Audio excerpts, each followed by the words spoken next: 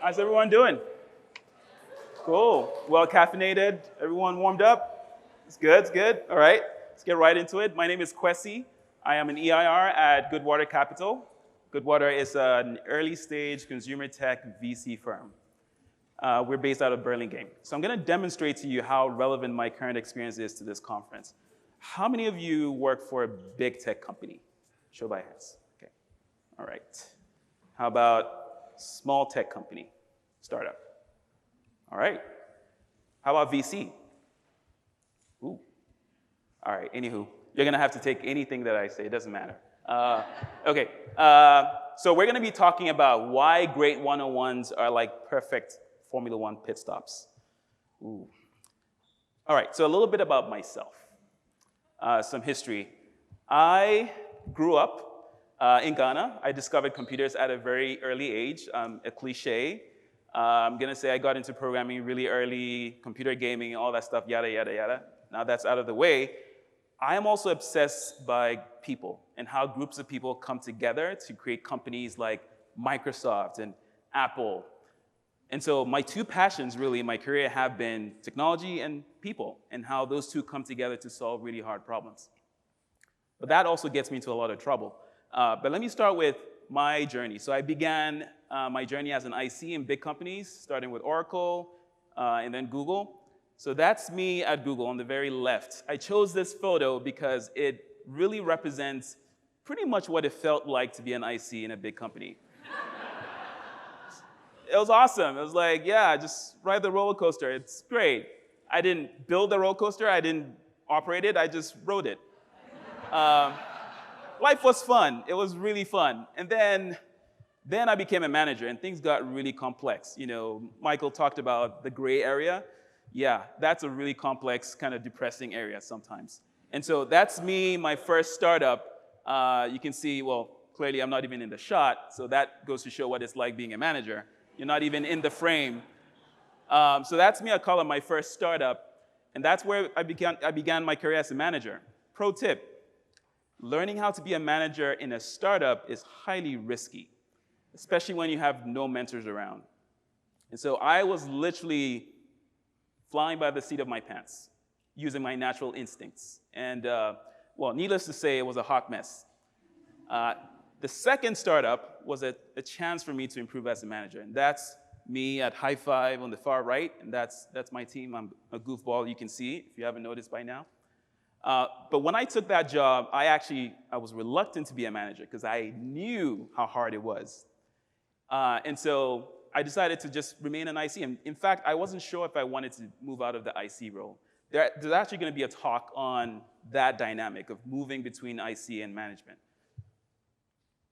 So at some point, though, at Highfive, it got into my head that I wanted to become a VP of engineering. You know, that became my goal. And then management became really interesting. You know, that's a step in that direction. But so to me, it was just a mere sideshow, you know, just something to kind of pass through to get to my destination. So in retrospect, I became a manager for the wrong reasons. And I quickly realized that being a great manager is really, really hard. It commanded all the technical creativity and people savvy that I could muster. And it demanded my time, practice, and commitment to serving the needs of others. So there were no shortcuts. All right, so let's dig into one-on-ones. How many of you do one-on-ones? Show by hands. Great, that's awesome. How many of you love one-on-ones? Okay. How many of you are excellent at one-on-ones? That's right. That's right. Okay, right on cue. And there's a reason for that.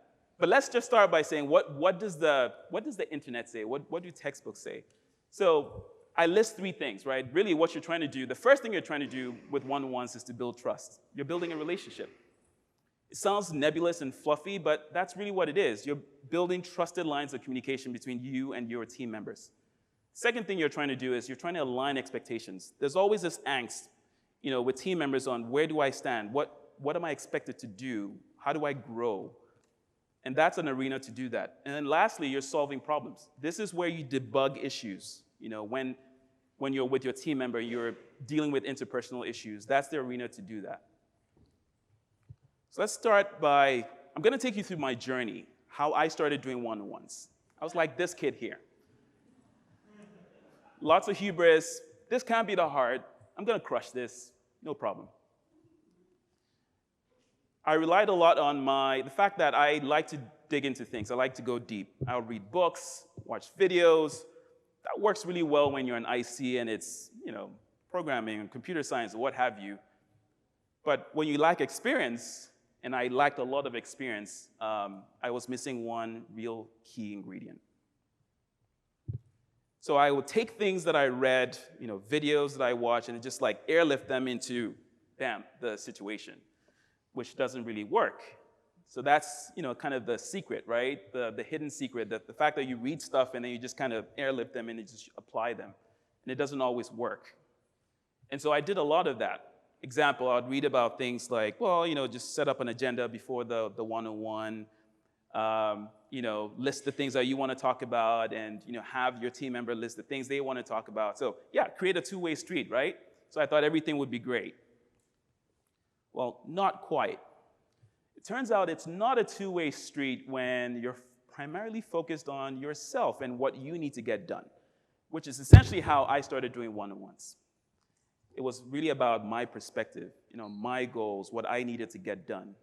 Part of it was also I was anxious to get through all of that, so I didn't pay too much attention to my team members' needs. But it's understandable, right? Because when you're an IC, really you're trained to convince, to pitch, to sell. It's about what you can do. You are the hero of the story.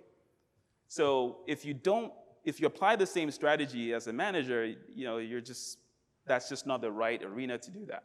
And so I was behaving as an IC even though I was a manager. And within the one-on-one, that just didn't work. But I have to say, and to confess, some of it was just nerves. It's really, really hard to just be in an awkward conversation where there's this awkward silence. Yeah, like that. So it's no wonder then that my one-on-ones were pretty much uninspiring and unproductive. And I knew I needed to connect at a deeper level, but I didn't know how. It was pretty clear to me that I wasn't connecting, and I wanted to, but I wasn't quite getting there. But beyond that, I felt like even if I connected, what would I find? If I'm faced with a real problem, would I be able to solve it? And you hear all these horror stories about, people having to deal with people's personal issues. I had a friend whose, team member got divorced and had to kind of deal with that, and, person wasn't, delivering at work and had to be put in pit. I was like, I don't want to deal with that type of stuff. Or I'm nervous that I wouldn't be able to. So my real fear was that I would not be able to do a good job and fail my people. That's how I felt. And there were some interesting warning signs, right? So if your team member, for whatever reason, starts to cancel your one-on-ones for no reason, or just random reasons, under the weather, feeling sick, I'm going on vacation, whatever it is, pay attention. Sometimes you might get it full blast. So for example, in one of my one-on-ones, I had a team member tell me point blank, "You suck at managing." Yes. Or you laugh, but it's actually the best feedback you can ever get. Why? Because generally as a manager, you don't get feedback, right? It's hard to really get truthful feedback. And for one thing, the one-on-one is actually really hard to get feedback on because no one really shadows you, because that would be weird, right? So you don't really get feedback on the thing that you really have to do well, which is strange. By the way, if anything I've said so far resonates with you and you're experiencing that, you're not alone, clearly.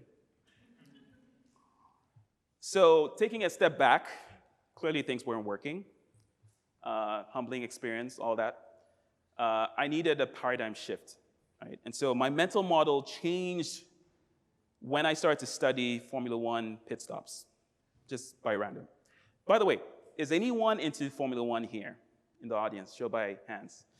Yeah, I failed this. Yeah, sorry. Okay, all right.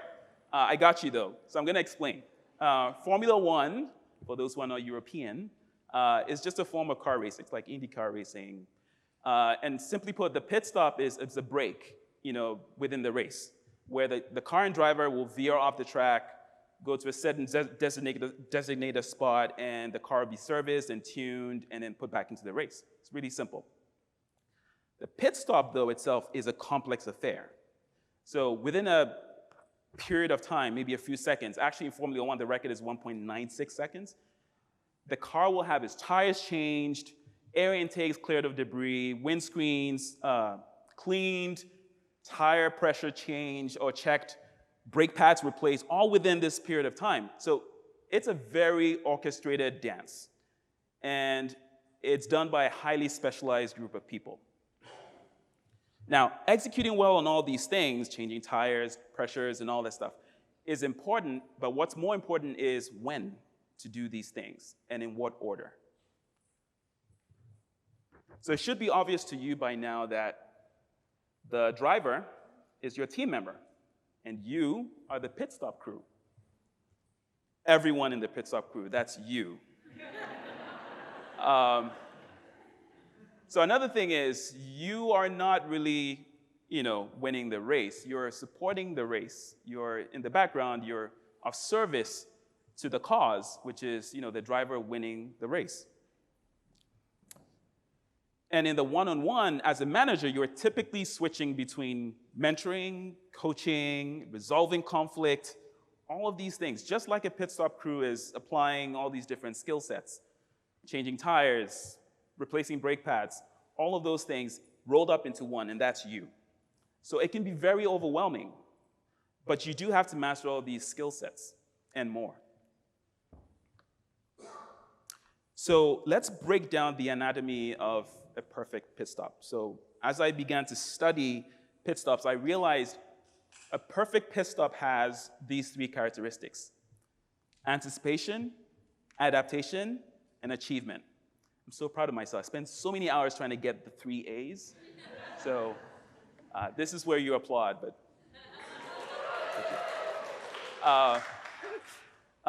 but in all seriousness, so anticipation is before. What happens before the pit stop?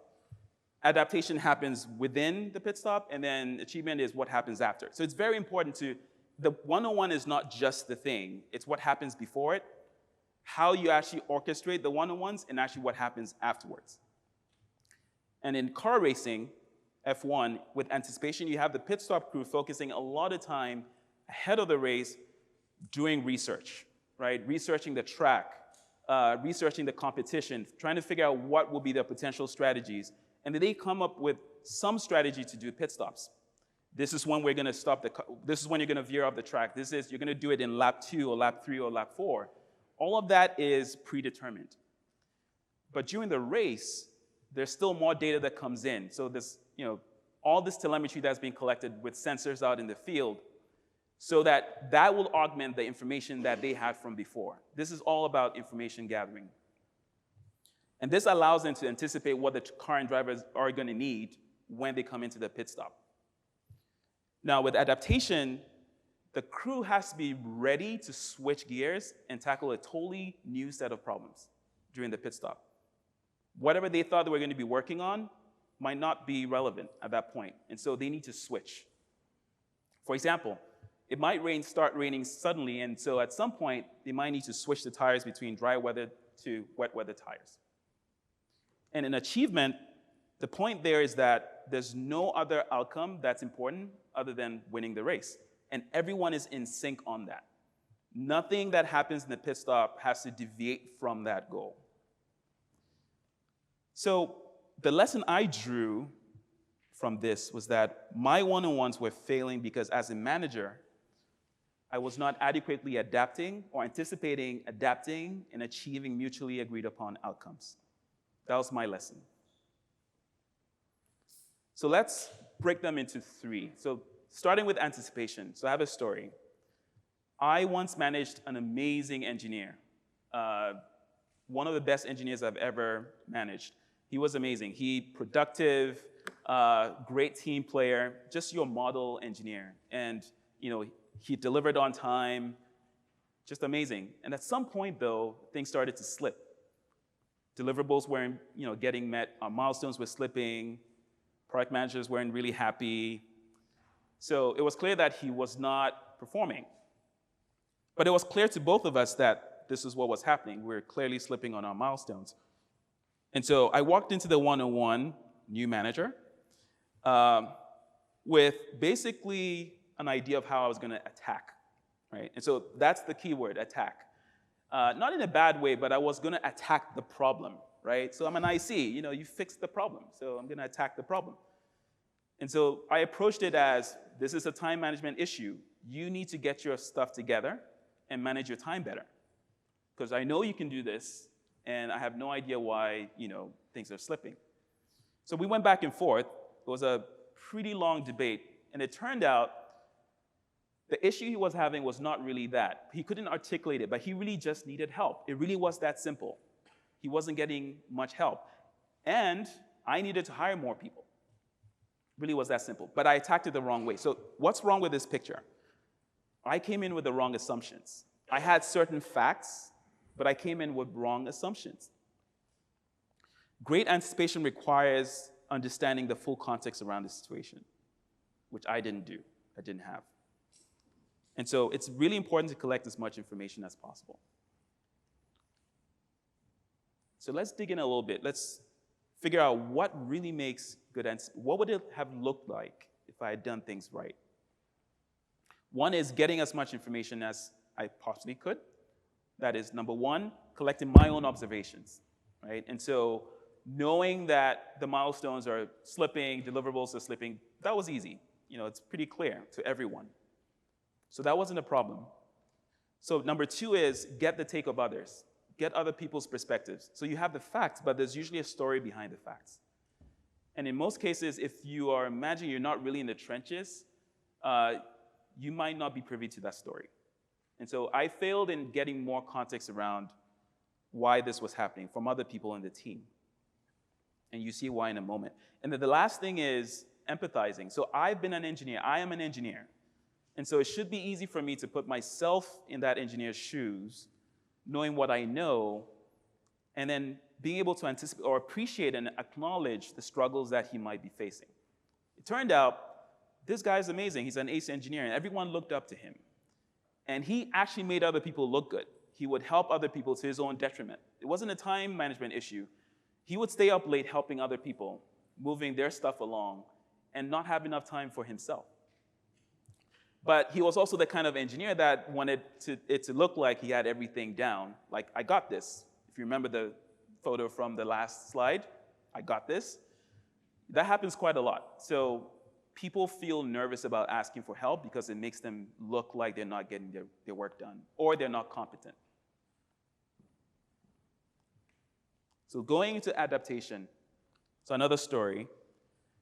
One of my team members came to me during the one-on-one, and it so happened that he'd become a new dad.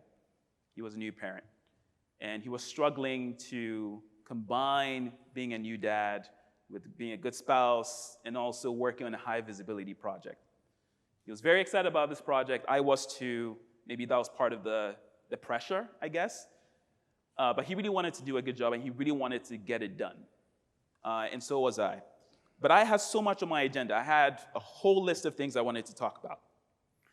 And so coming into the one-on-one and just having that conversation, it became clear that really what he needed was support. What he needed was a sounding board, which I was able to give because I'm a dad of two. But I had all this stuff on my agenda that I needed to get through, but I had to clear that out of the way. And we spent the entire one-on-one just paying attention to how he could come up with strategies to have a better work-life balance. That was not what I intended to get into the one-on-one to do, but that was what he needed. And it so happened that he walked out of that one-on-one feeling supported, and that translated into higher productivity. So sometimes it's okay to scuttle the agenda. Really, it's really about results. And if the results is about your people, your team members performing at the peak level or being highly motivated, then that's a worthwhile result. So again, breaking that down, the three things that you have to be cognizant of when you're thinking about adaptation. One is communicating the agenda. So, of course, beforehand, express the topics that you want to talk about. Get that same set of list of items from your team member, but also stress that there's flexibility. There's actually going to be a talk soon that talks about just this one-on-one is your team member's time. It's not your time, it's their time. And so you have to stress the fact that, hey, this is flexible. We can change. We can change the topic. Whatever is important, we will talk about it. And I do this every single time, even with the same person. You'll be amazed how many times you have to repeat this. And so you always have to set that tone right from the very beginning. Also, spend the first few minutes listening. That's it. Just listen. Ask questions. Try to draw people out. This is difficult because I remember when Michael asked who was an extrovert, who was an introvert, lots of us are introverts. I don't even know what I am because I just bounce between the two. That's how confusing it gets when you're a manager. Sometimes you're like, yes. Sometimes you're like, oh. But either way, you do have to draw people out. It's very important. Some people are easy. Some people talk too much. So you're going to get the full blast. Sometimes I'm even afraid to say, ask, how are you doing? Because I'm going to get the full blast. But some people are very closed. And so you have to pay attention to what triggers them and how you bring those things out. And that's part of listening, right? Listening is not just standing there and just, listening, crickets, but it's drawing people out and listening to them. And the third thing is being open to tangents, right? And so this is tricky, right? Because while you're open to tangents, be careful that you don't have things derailed, because that can happen real fast, right? And so make sure that you identify what's really important and make sure that you both agree that this thing is important and then focus on that. Then lastly, achievement. So one common thing you'll see across these examples is the fact that there was always an outcome, or a desired outcome, right? In the first example, I and my team member were clear that the goal was to unblock him, make him able to exceed expectations once again. In the second example, the goal was to figure out what is the right strategy for having a good work-life balance in lieu of the fact that you are now a new parent. So breaking down achievement, what does it really mean? What does achieving outcomes really mean? So after every one-on-one, endeavor to have one or a small set of action items, not exhaustive, just a small set of action items that are measurable and trackable. And number two, you want to put those into writing, right, and share them with your team member. And it's important, that part is really important. It has to be shared. It's not just your personal notes, but things that you agreed on that you share with each other. And you can use whatever you want. You can use private Slack channels, Google Docs, Quip, etc., what have you. But just make sure that you're sharing those notes. Also, number three is make sure that you're both making progress on those action items. Don't pay lip service to action item. That happens it's like to-dos in code, right? You're like, oh yeah, to-do, right? Nervous laugh, yeah. You never really get to those to-dos. Don't do that with your action items. The worst thing ever is coming into the next one-on-one and you as a manager having your action items haven't made any traction at all. Nothing is more demoralizing than having a manager that walks in and is like, oh yeah, that thing, still working on it. Even if you haven't resolved it, you should have made some progress, right? To show that you're working, that you care, that you're actually working on this. All right, so let's come back to the whole concept of knowing how well you're doing in your one-on-ones. Like, very few people actually know that they're excellent at one-on-ones. They probably also don't know how bad they are at one-on-ones, right? This is a problem. And so one example of how I keep myself honest is that I have a scorecard. Right? So at the end of every one-on-one, I have one of these things that I write up. I have a very simple grading strategy. It's binaries, pass, fail. You can use whatever you want, 1 to 5, 1 to, I don't know, fractional, whatever you want. But make sure you keep yourself honest. For me, it's simple to know if I did it or I didn't do it. So first thing, team member did most of the talking. The past is, yes, they did most of the talking. If I did most of the talking, that means I was not listening, right? So that's a very simple bar for me, and it's very easy to quantify. Second one is team member and I were aligned on takeaways.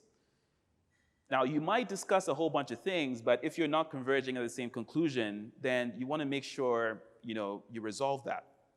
And so that's very important. So after every one-on-one, I try to make sure that we had the same takeaways, that our understanding and interpretation of what we talked about was the same. 3, did the team member leave with a renewed sense of purpose and motivation? This is a personal one for me.